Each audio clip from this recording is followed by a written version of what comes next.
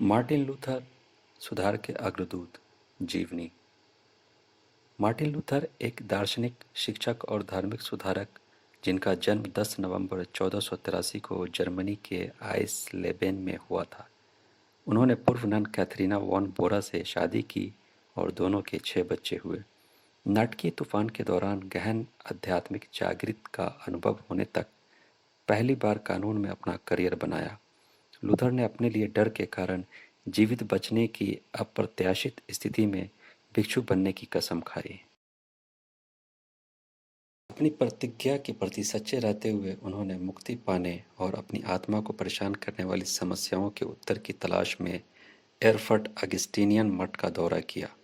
Luther की आध्यात्मिक खोज ने उन्हें रोमन कैथोलिक सिद्धांत और अनुष्ठानों पर संदेह करने के लिए प्रेरित किया, खासकर जब वे भोग की बिक्री या अपराधों के लिए अक्षमा से संबंधित थे।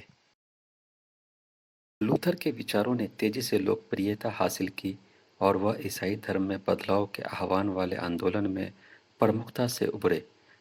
बाइबल का अधिकार, केवल विश्वास के माध्यम से मुक्ति और सभी विश्वासियों का पुरोहितत्व उनके जोर देने के मुख्य बिंदुओं में से थे। लूथर के बाइबल अनुवाद ने जर्मन भाषा के विकास में महत्वपूर्ण योगदान दिया और धर्म ग्रंथों को व्यापक पाठक वर्ग के लिए खोल दिया। उनकी शिक्षाओं का यूरोप के चर्च संबंधी और सामाजिक परिवेश पर महत्वपूर्ण प्रभाव पड़ा, जिससे लूथरन चर्च के निर्माण में मदद मिली। उस युग के व्यापक राजनीतिक और सांस्कृतिक बदलाव भी कैथोलिक चर्च की प्रमुख प्रथाओं के प्रति लूथर के विरोध से प्रभावित थे। लूथर के विचारों ने उनके ऐतिहासिक महत्व के बावजूद प्रोटेस्टेंट आंदोलन के भीतर बहस और दरार पैदा कर दी। फिर भी वह अपने पीछे एक अस्थायी विरासत छोड़ गए हैं और उन्हें ईसाई धर्म के विकास और समग्र रूप से सुधार में एक महत्वपूर्ण भूमिका के रूप में माना जाता है। लूथर ने मठवासी परंपराओं और महान आत्म अनुशासन का पालन किया, फिर भी मोक्ष की उसकी खोज व्यर्थ साबित हुई।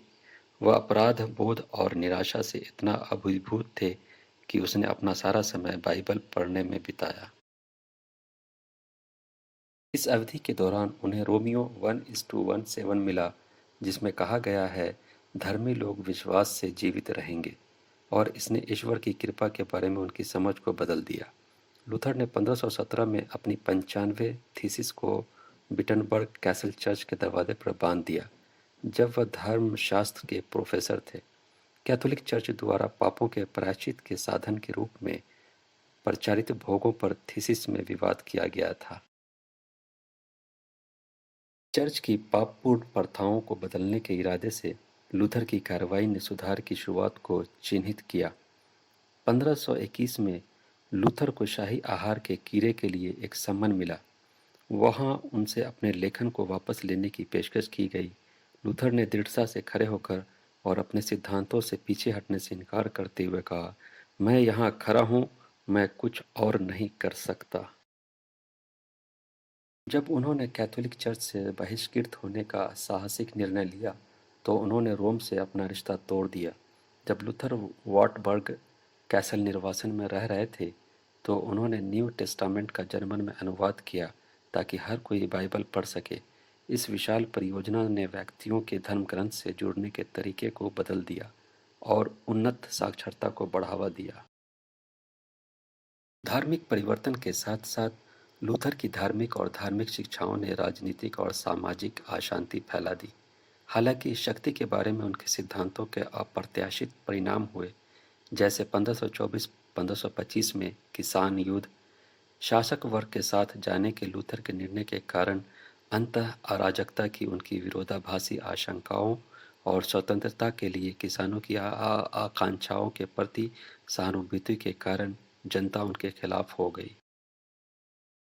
सुधार की तूफानी शुरुआत के बाद लूथर लेखन, उपदेश और युवा प्रोटेस्टेंट हितों को बढ़ावा देने में लगे रहे। लूथर का धर्मशास्त्र के अलावा शिक्षा, भजन संगीत और जर्मन भाषा के विकास पर महत्वपूर्ण प्रभाव पड़ा। मार्टिन लूथर के साहसिक कार्यों और गहन धार्मिक विचारों का पश्चिमी ईसाई धर्म पर बड़ा प्रभाव पड़ा। प्रोटेस्टेंट सुधार ने यूरोप के धार्मिक, राजनीतिक और सांस्कृतिक परिदृश्य को महत्वपूर्ण रूप से बदल दिया। प्रोटेस्टेंट मान्यताओं पर लूथर के प्रभाव का पता उनकी शिक्षाओं और विरासत से लगाया जा सकता है, जिसने उन्हें ईसाई धर्म के इतिहास में एक महत्वपूर्ण व्यक्ति बना दिया है। आशा करता हूँ कि ये जीवनी आपको अच्छी लगी होगी।